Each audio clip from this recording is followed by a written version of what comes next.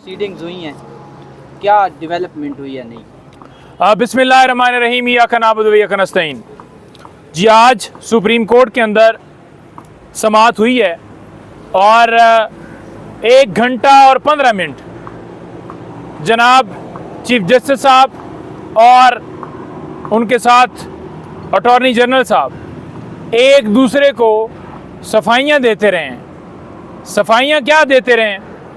Attorney general साहब हुकूमत की नुमाइंदगी करते रहे और ये जो इन्होंने वज़ीर आज़म से मुलाकात की थी और कमीशन बनाने के लिए उनको कहा था, ये उसकी सफाइयाँ देते रहे। मैं पूरी कौम को, हमारे सोशल मीडिया के तमाम वर्कर्स, यूट्यूबर्स और जितने चैनल्स वाले जितने लोग हैं, उन तमाम को अप्रिशिएट करता हूँ कि उन्होंने आवाज़ उठाई, अदलिया के हक़ में आवाज़ उठाई। तमाम वकला को अप्रिशिएट करता हूँ, तमाम लोगों को मैं करता हूँ कि उन्होंने आवाज़ उठाई और उस आवाज़ की सुनवाई आज चीफ जस्टिस ऑफ पाकिस्तान ने भी तस्लीम की कि सोशल मीडिया के ऊपर इस तरह की खबरें फैलाई जा रही थी कि कमीशन जो है वो कहीं सुप्रीम कोर्ट ने मामला जो है वो हुकूमत के सामने रख दिया है, तो लिहाजा उन्होंने दलाइल ही 1.25 घंटा खुद बताते रहे लॉ पढ़ के और ये कहते रहे कि आप मुझे समझाएं, बताएं कैसे आपने मुलाकात की, कैसे आप आए। तो 1.25 घंटा यही बात जो है वो कौम के सामने रखी गई। तो ये एक जो है आपकी कामयाबी है। उसी कामयाबी को देखते हुए सुप्रीम कोर्ट ने फुल कोर्ट बनाने का अंदिया दे दिया है। सुप्रीम कोर्ट ने कहा है कि तमाम जजेस से मुशावरत के बाद फुल कोर्ट बनाने का वो इरादा रखते हैं, क्योंकि इस वक्त कुछ जजेस जो हैं वो इस्लामाबाद में यहाँ पर अवेलेबल नहीं थे, कोई कराची कोई कहीं। तो ईद के बाद वो फुल कोर्ट को उन्होंने अंदिया दिया है। और दूसरे नंबर पर जो हमारी डिमांड है वो उसी जगह पे खड़ी है। हमने सुबह जिस दिन ये मामला हुआ वज़ीर आज़म से मुलाकात के बाद और हर जगह के ऊपर ये बात की है कि किसी सूरत भी काजी फायज़ ईसा साहब हों या उनके साथ साथी कुलीग जज जस्टिस साहब हों, तो वो दोनों जो हैं वो किसी सूरत इस बेंच का हिस्सा ना बने। आज भी ये बात वाज़िया रही कि काजी फायज़ ईसा साहब ने जो रिमार्क्स दिए या जैसे प्रोसीडिंग चलाई, सिर्फ़ और सिर्फ वो इस मामले को कौम के सामने, लोगों के सामने सिर्फ वो टिकर बनाने के लिए उन्होंने इस तरह से रिमार्क्स दिए कि वो बंदा यही कहता है कि ये क्या बात कर रहे हैं। वो खुद मान गए आज चीफ जस्टिस काजी फायज़ ईसा साहब मान गए कि 6 जजेस उनसे मुलाकात के लिए आए थे। आज उन्होंने तस्लीम कर लिया है कि उन्होंने आकर मेरे सामने ये बात रखी थी, लेकिन उसके ऊपर उन्होंने यही कहा कि मेरे पास कोई इख्तियार नहीं था, उनका मामला वो खुद देखते। बात ही है कि मैंने कल भी ये गुजारिश की कि F9 पार्क के अंदर अगर दरख्त काटने के मामले के ऊपर 100 मोटर नोटिस ले लिया जाता है ना, या जज ज़ेबा चौधरी एक डिस्ट्रिक्ट कोर्ट की जज के हवाले से खान साहब की बात करने के ऊपर तौहीन अदालत की कार्रवाई करने का notice chief justice Islamabad high court ले लेते हैं, तो 6 जजेस इंसाफ मांग रहे हैं।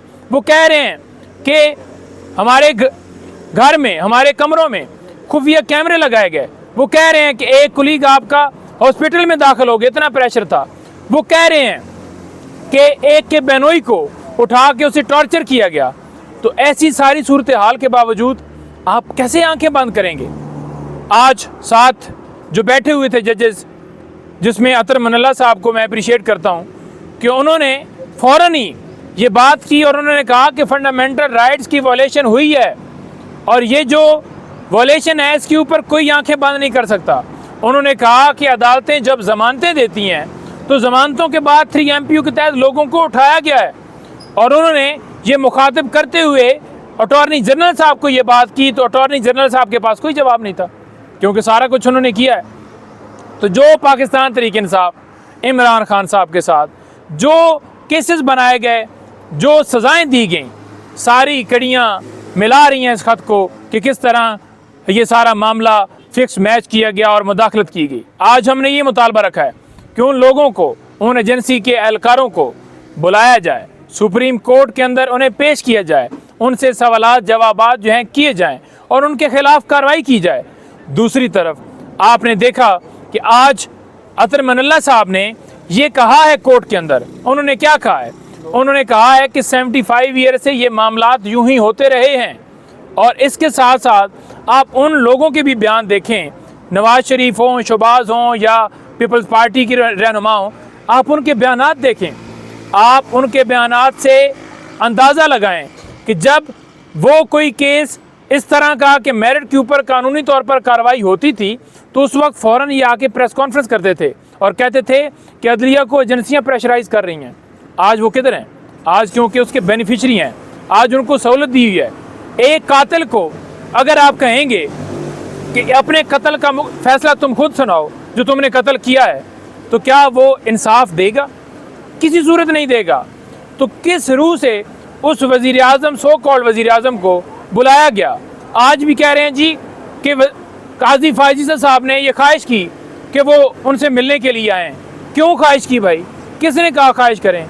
जब पहली दफ़ा मामला इस्लामाबाद हाई कोर्ट में चीफ जस्टिस आमिर फारूक के पास गया था, उस वक्त भी उनको चाहिए था कि अपने भाइयों को इंसाफ देते, तो इन्हें अदालत की कार्रवाई का करते। अब मामला सुप्रीम जुडिशल काउंसिल में लेटर भिजवाया गया है, इसके ऊपर कह रहे हैं कि सुप्रीम जुडिशल काउंसिल में आया है तो 184 की इस जुरिस्डिक्शन में नहीं मामला आता। बात यह है कि आप छोटी छोटी बातों के ऊपर आप सो मोटो ले सकते हैं। आप छोटी छोटी बातों के ऊपर रात को 12 बजे अदालतें खोल सकते हैं। तो आपके जजेस, आपके कुलीग इंसाफ मांग रहे हैं।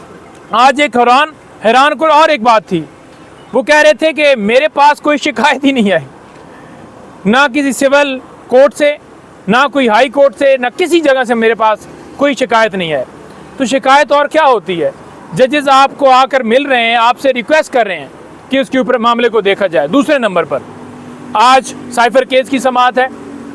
साइफर केस के अंदर आज समाअत हम ये अदालत से गुजारिश करते हैं कि फ़ैसला देकर खान साहब को इंसाफ दिया जाए। मेरिट के ऊपर फैसला या केस 1 मिनट भी सुन लिया जाए ना इंसाफ देने के लिए, तो इमरान खान साहब को 1 मिनट के लिए अंदर नहीं रखा जा सकता। फ़ौरन ही खान साहब को रिहा करना चाहिए। लेकिन आपको पता है कि कार्रवाइयाँ डाली जाती हैं, केसेस लटकाए जाते हैं। आज डिस्ट्रिक्ट कोर्ट के अंदर राना सनाउल्लाह के खिलाफ जो दरख्वास्त दी थी उसके ऊपर आज समाअत थी और उसमें मैं पेश हुआ। मैंने बताया कि वो बार बार धमकियां दे चुका है और खान साहब के ऊपर पहले भी हमला हुआ है वजीराबाद में, लेकिन उनकी FIR दर्ज नहीं हुई। खान साहब डिस्ट्रिक्ट कोर्ट में अपनी सिक्योरिटी में पेश होते रहे, उस वक्त सिक्योरिटी नहीं दी गई। खान साहब के ऊपर बोतलें जो हैं वो फेंकी गई और उनको ये कहा है कि आप इस केस के अंदर समाअत करके फैसला करके राना सनाउल्लाह के ऊपर FIR दर्ज करके उसे हथकड़ी लगाएं और इसे कटहरे में लेकर आएँ। आज अदालत से मुतालबा किया है, परसों के लिए उन्होंने डेट फिक्स कर ली है। हमें उम्मीद है कि अदालत उसके अंदर FIR का हुक्म देगी और इसको गिरफ्तार किया जाएगा। नंबर 3 बात बता दूं, तौहीन अदालत वाला मुकदमा वो भी चल रहा है, जज ज़ेबा चौधरी वाला।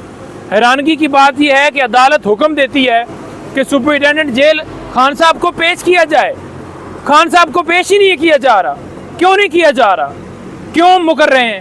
मैंने अदालत को कहा है कि आप हुक्म देते हैं, उस हुक्म की खिलाफ वर्जी की जाती है। अगर आप हुक्म को इम्प्लीमेंट करवाएंगे, सुपरिटेंडेंट के खिलाफ तौहीन अदालत की कार्रवाई करते हुए उसकी सैलरी अटैच करके उसे बुलाएंगे और अगर हुक्म नहीं मानेगा तो उसके खिलाफ कार्रवाई होगी, तो फिर वो इम्प्लीमेंट करेगा। लेकिन वो खान की तस्वीर से डरते हैं, खौफ है उनको खान की तस्वीर का, कहीं वो ना आए सामने, तो फिर कौम को एक जो है वो उनसे कंट्रोल नहीं हो पाएगा। आप जो मर्जी है कर लें। कैदी नंबर 804 से आप हार चुके हैं। अरे सर ये बताइएगा, कल से एक नाम काफ़ी हाईलाइटेड है सोशल मीडिया पे, मेजर रेशमा का नाम हाईलाइटेड है और दूसरा खत वसूल हुआ है, जजेस को दोबारा रिप्लाई दिया गया, लव लेटर का जो रिप्लाई था वो मिल गया। तो क्या लगता है आपको जो जुडिशल को अभी जो कार्रवाई हो रही है ये जजेस की तरफ से भेजे गए खतूत हैं और जो अब दोबारा कार्रवाई इस पर नहीं बनती जो जजेस को रिप्लाई किया गया है इन खतूत का? देखें, बात यह है कि ये मामला जिस तरह से आम अंदाज में चलाया जा रहा है ना, इस तरह से बनता नहीं है। काजी साहब कह रहे हैं कि मैंने ईद के अंदर ये सो मोटो लिया और ये किया और वो किया। गौर साहब भी आ गए, तो लिहाजा ईद के अंदर अपना रोज़ों के अंदर आपने लिया है तो आप फ़ौरन उसके ऊपर एक्शन लेकर कार्रवाई का आगाज़ करें। आप क्या देख रहे हैं कि बेंच बन रहे हैं, ये हो रहा है, ईद के बाद आएगा, वो आएगा।